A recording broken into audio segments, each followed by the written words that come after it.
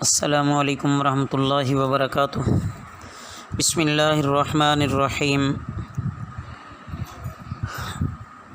عزیز طلباء، تفسیر کا آج کا ہمارا سبق وقالوا اتخذ الرحمن ولدا سبحانہ سے شروع ہو رہا ہے۔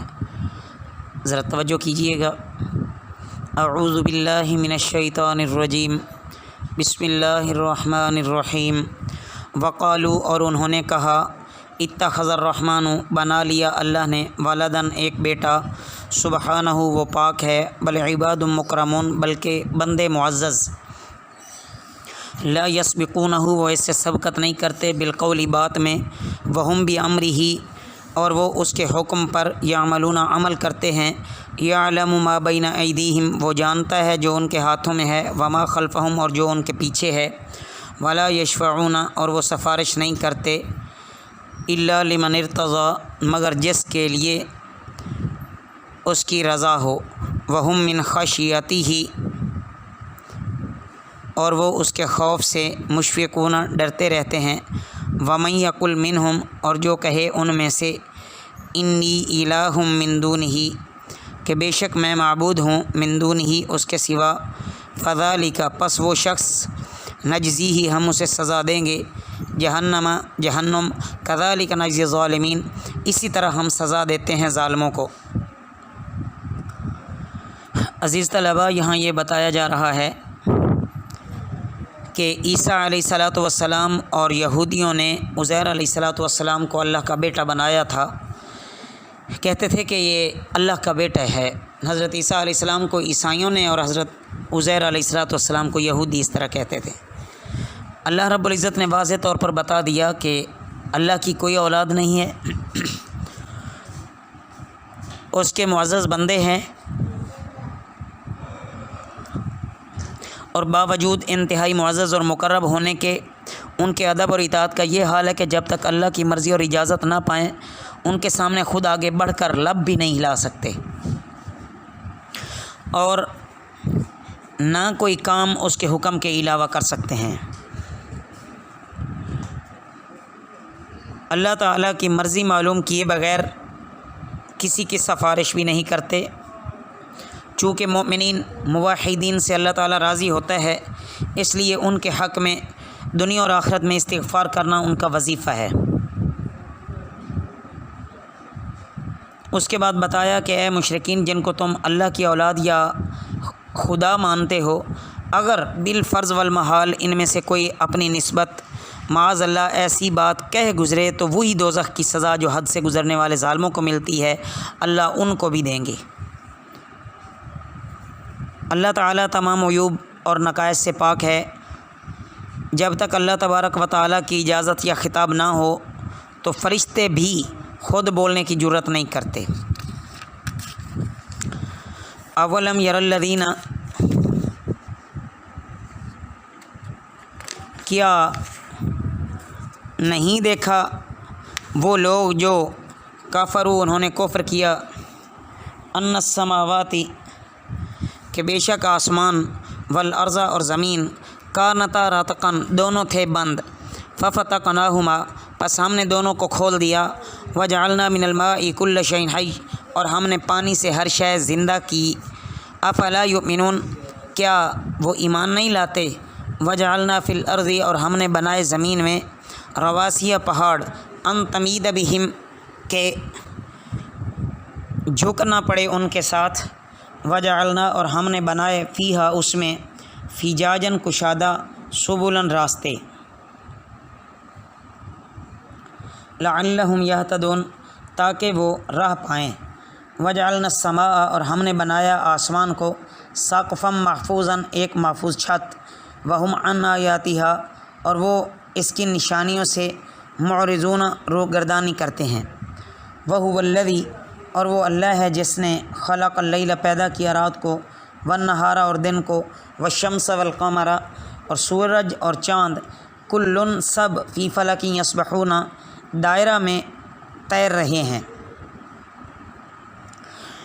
عزیز طلباء، ان آیات مبارکہ میں کائنات کی پیدائش کا حال اللہ بیان فرما رہے ہیں تاکہ اس کو دیکھ کر اس کے پیدا کرنے والے کی قدرت کا اندازہ ہو اور اس کی معرفت کا دروازہ کھلے۔ اللہ تعالیٰ نے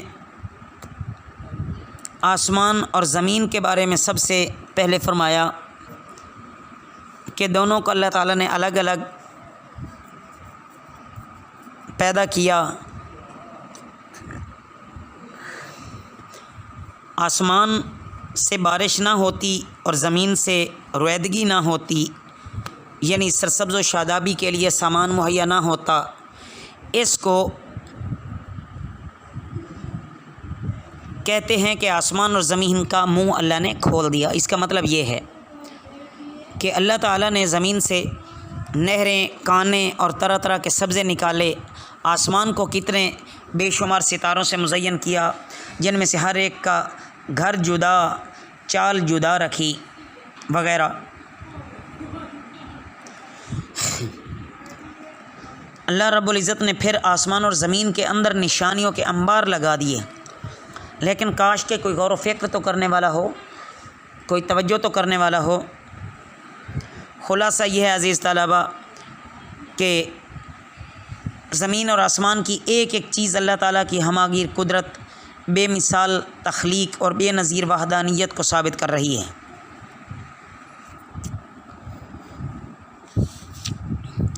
کفار مکہ اور اسلام کے منکر اس بات کو خیال کر کے اپنے دل میں خوش ہو لیتے تھے کہ بس یہ اسلام آپ صلی اللہ علیہ وسلم کی زندگی تک ہے، آپ کے انتقال کے بعد یہ دین بھی ختم ہو جائے گا، لیکن ایسا ہرگز نہیں ہے۔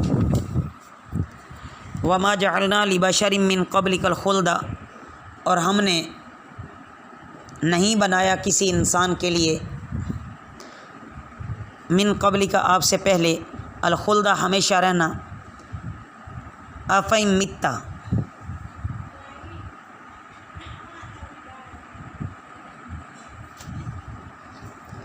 کیا پس اگر آپ نے انتقال کر لیا، فہم الخالدون، پس وہ ہمیشہ رہیں گے۔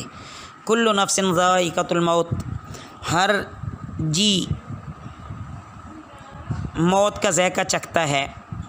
وَنَبْلُوكُمْ، اور ہم تمہیں مبتلا کریں گے یا آزمائیں گے، بالشر والخیر، برائی سے اور بھلائی سے، فتنۃً، آزمائش کے طور پر، وَإِلَيْنَا تُرْجَعُونَ، اور ہماری ہی طرف تم لوٹ کر آؤ گے۔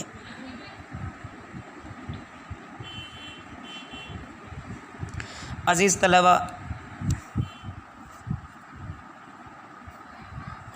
عام انسانی طبیعت کا یہ خاصہ ہے کہ جب انسان کسی کے بغض اور عناد میں کھو جاتا ہے تو پھر اپنی زندگی کا اتنا خواہش مند نہیں رہتا جتنا اس کی موت کا آرزو مند ہو جاتا ہے۔ جو دعوت کے مخالف تھے، اسلام کو نہ ماننے والے جو منکر اور مشرک تھے، وہ پیارے نبی صلی اللہ علیہ وسلم کی موت کے خیال سے اپنے جی خوش کیا کرتے تھے اور کہتے کہ جب محمد صلی اللہ علیہ وسلم رحلت فرما جائیں گے تو اسلام کا زور بھی ٹوٹ جائے گا۔ لیکن اللہ تعالیٰ یہاں فرما رہے ہیں کہ نبی کریم صلی اللہ علیہ وسلم اگر اس دنیا سے پردہ فرما گئے تو کیا ان کافروں نے ہمیشہ ہمیشہ رہنا ہے؟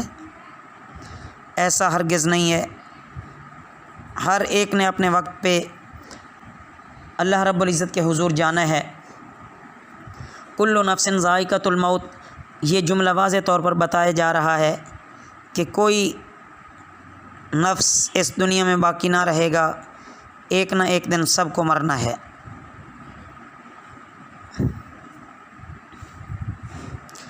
اس کے بعد وَنَبْلُوكُمْ بِالشَّرِّ وَالْخَيْرِ فتنہ، کہ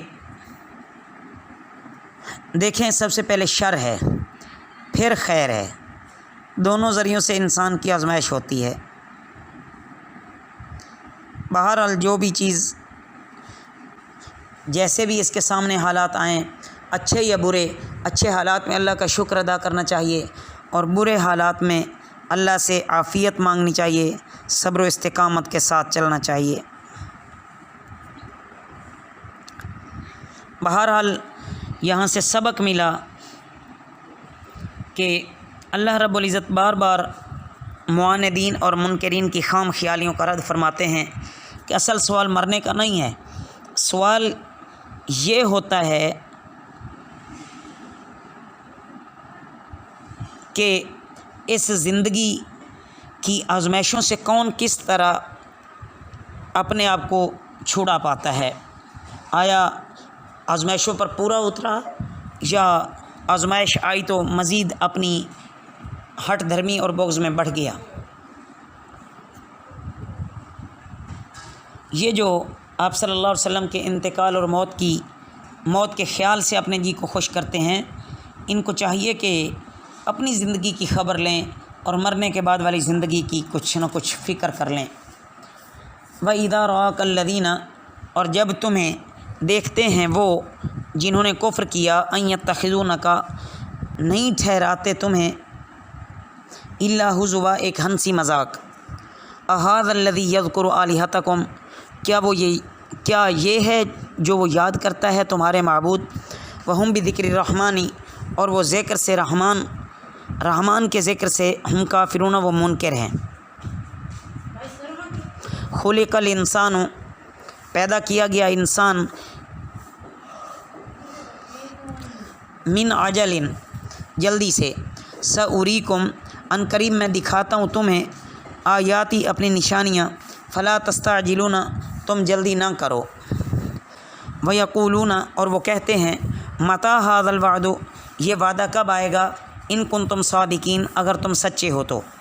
लौ यअलमुल्लज़ीना, काश वो जान लेते जिन्होंने काफ़रू कुफ्र किया, हीन ला यकुफ़ूना, वो घड़ी वो ना रोक सकेंगे, अम वजूहिहिमुन नारा, अपने चेहरे आग से, वला अन ज़ुहुरिम, और ना उनकी पीठ से, वला हुम युनसरून, और ना वो मदद किए जाएंगे।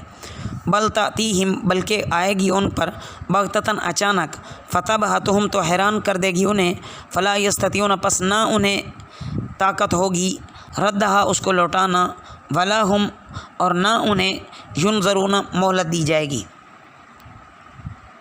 अज़ीज़ तलबा, इन आयात मुबारका में ये बताया जा रहा है कि कुफ़ार मुनकरीन इंजाम से बिल्कुल बेफ़िक्र होकर पैगम्बर सल्लल्लाहु अलैहि वसल्लम की हंसी उड़ाते हैं, मजाक करते हैं, तहक़ीर से कुफ़ार कहते हैं, क्या यही शख्स है जो तुम्हारे माबूदों का बुराई से ज़िक्र करता है। तो इस पर अल्लाह ताला फरमाते हैं कि मुनकरीन को शर्म नहीं आती कि ख़ुद हकीकी माबूद के ज़िक्र और उसके नाम रहमान से चिढ़ते हैं। तो इस पर इन मुनकरीन को ख़िताब किया जाता है कि ऐ मुनकरो, थोड़ा सब्र करो, अनकरीब अल्लाह अपने कहर और इंतकाम की निशानियाँ तुमको दिखलाएगा। बतौर इस्तेहज़ा के नबी करीम सल्लल्लाहु अलैहि वसल्लम को ये लोग कहते कि आखिर ये वादा कब आएगा जो आप अज़ाब का वादा करते रहते हैं। इस पर हक़ ताला शानो फरमाते हैं कि इन मुनकरीन पर हकीकत मुनकशिफ हो जाए और उस हौलनाक घड़ी को ठीक ठीक समझ लें तो कभी भी ऐसी दरख्वास्त ना करें। ये बातें उस वक्त बेफिक्री में सूझ रही हैं, जब वो वक्त सामने आ जाएगा कि आगे पीछे हर तरफ से आग घेरेगी तो न किसी से उसको दफ़ा कर सकेंगे, न कहीं से मदद पहुंचेगी, न मोहलत मिलेगी, न पहले से इसका अंदाज़ा होगा। बहरहाल जो बेवकूफ़ इंसान है वो अल्लाह के उखरवी अज़ाब को जल्दी मांगता है। उसकी वजह सिर्फ़ ये होती है कि वो अज़ाब उसकी नज़र के सामने होता नहीं है।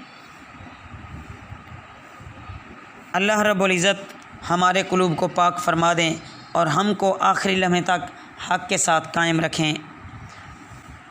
वमा अलैना इल्लल बलागुल मुबीन।